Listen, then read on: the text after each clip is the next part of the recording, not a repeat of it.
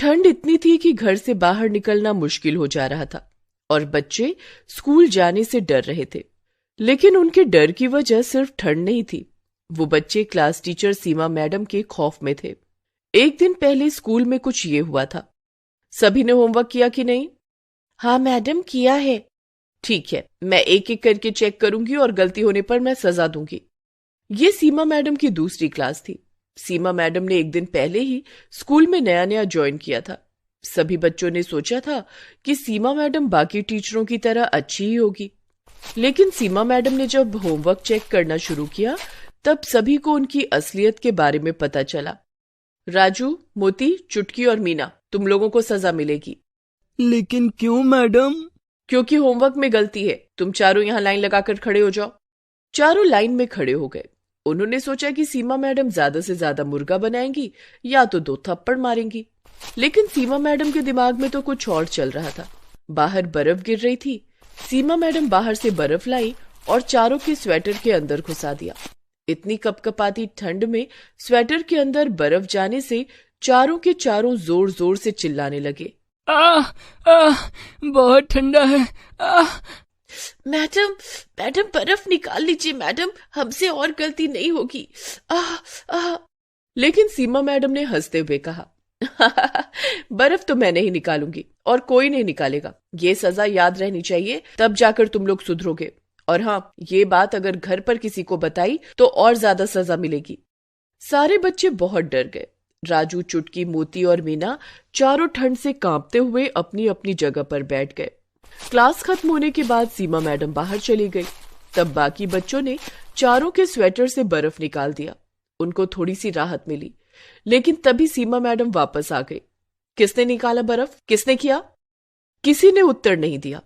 मेरे मना करने के बावजूद तुम लोगों ने स्वेटर से बर्फ निकाला। तुम सब सजा के ही लायक हो, सबको सजा मिलेगी। ये बोलकर सीमा मैडम ने सभी के स्वेटर में बर्फ घुसा दिया और शाम तक घर लौटते लौटते सभी को जुकाम हो गया। राजू की माँ सुनीता कहने लगी, क्या हो गया बेटा? सुबह तक तो तू ठीक था, अचानक से जुकाम कैसे हो गया तुझे? राजू सब कुछ सच सच बताने जा ही रहा था, लेकिन तभी उसे सीमा मैडम की बात याद आ गई। और हाँ, ये बात अगर घर पर किसी को बताई तो और ज्यादा सजा मिलेगी। ये सोचकर राजू डर गया और उसने अपनी माँ से कहा, माँ, वो बाहर बहुत ठंड है ना, ऊपर से बर्फबारी भी हो रही है, इसीलिए ठंड लग गई है। मैं कल स्कूल नहीं जाऊंगा। नहीं जाएगा?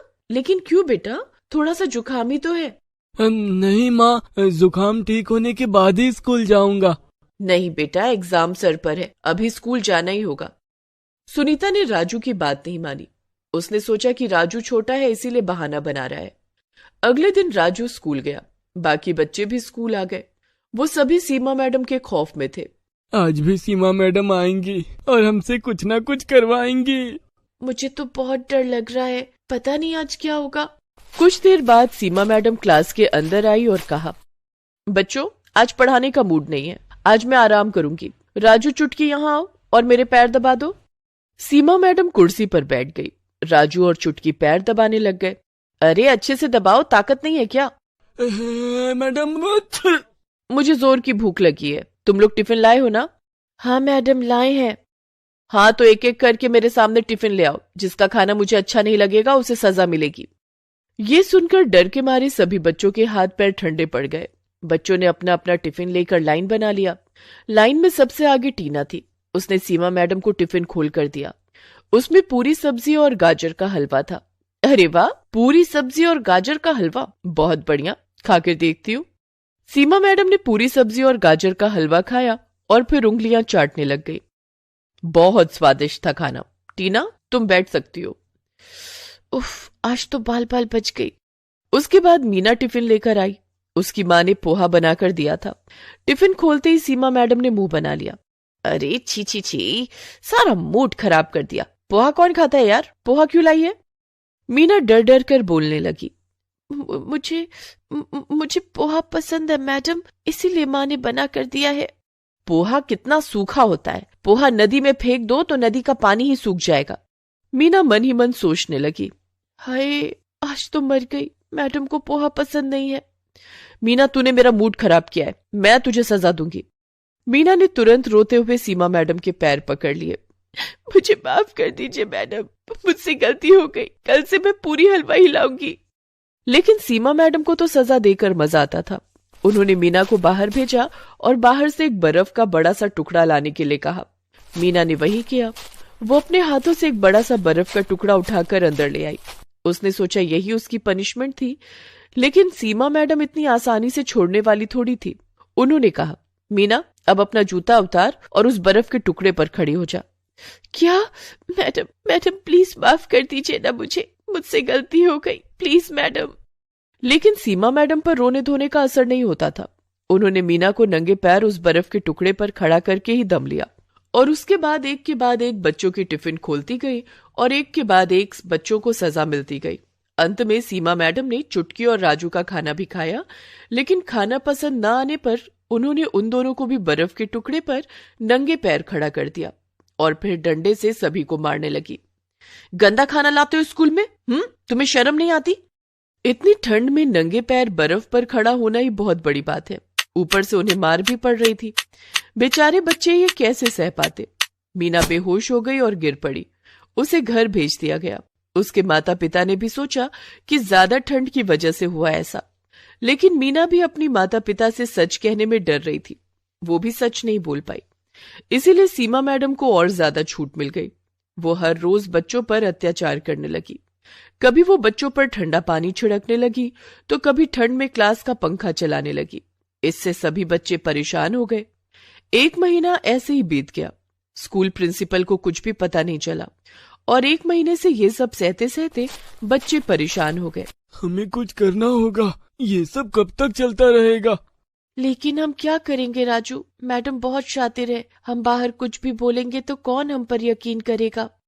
हाँ, मम्मी पापा सोचेंगे कि हम स्कूल न जाने का बहाना बना रहे हैं। हाँ, ये सही कहा, हमें दिमाग लगाना होगा। राजू घर चला गया और उसी दिन विदेश से उसके चाचा लौट आए। उन्होंने राजू को एक पेन दिया। ये क्या चाचा, आप विदेश से मेरे लिए केवल एक पेन लाए हो? ये ऐसा वैसा पेन नहीं है राजू बेटा, ये देख, इसमें कैमरा है, लिखने के साथ साथ सब कुछ इसमें रिकॉर्ड भी होगा। ये सुनते ही राजू के दिमाग की घंटी बजने लगी। अगले दिन वो पेन लेकर स्कूल चला गया और अपनी जेब में पेन को रख दिया। पेन का ऊपरी हिस्सा बाहर निकला हुआ था और उसी हिस्से में कैमरा लगा हुआ था। आज भी रोज की तरह सीमा मैडम सबको डांटने मारने लगी और अंत में वो रोज की तरह सबको सजा देने पर उतर आई। उन्होंने आज तो हद ही पार कर दिया। उन्होंने सभी बच्चों को बाहर बर्फ में निकाल दिया और बर्फ पर सुला दिया। कुछ देर बाद क्लास में लौटने के बाद सभी बच्चे खांसने छींकने लगे और 10-12 बच्चे बेहोश हो गए। प्रिंसिपल दौड़कर आए और उन्हें अस्पताल में भर्ती किया गया। सभी बच्चों के पेरेंट्स अस्पताल चले आए। लेकिन ये सब हुआ कैसे? हाँ, सभी एक साथ बीमार कैसे पड़ गए? सीमा मैडम पास ही में खड़े होकर हंस रही थी। तभी राजू ने कहा, ये सब सीमा मैडम की वजह से हुआ है। क्या? मेरी वजह से? क्या बोल रहे हो तुम राजू? मैं तुम लोगों से कितना प्यार करती हूँ। झूठ, सब कुछ झूठ, ये देखिए। राजू ने पेन निकाला और उसे फोन से कनेक्ट करके सभी को सब कुछ दिखाया। सीमा मैडम की हालत खराब हो गई। इतनी ठंड में भी वो पसीने पसीने होने लगी और पेरेंट्स सीमा मैडम पर बहुत गुस्सा हो गए। उन्हें उल्टा सीधा कहने के बाद पुलिस को बुलाया गया और उन्हें जेल में भेज दिया गया। डॉक्टर ने सीमा का चेकअप करने के बाद कहा कि उन्हें एक मेंटल डिसऑर्डर है। बच्चों पर टॉर्चर करके उन्हें सुकून मिलता है।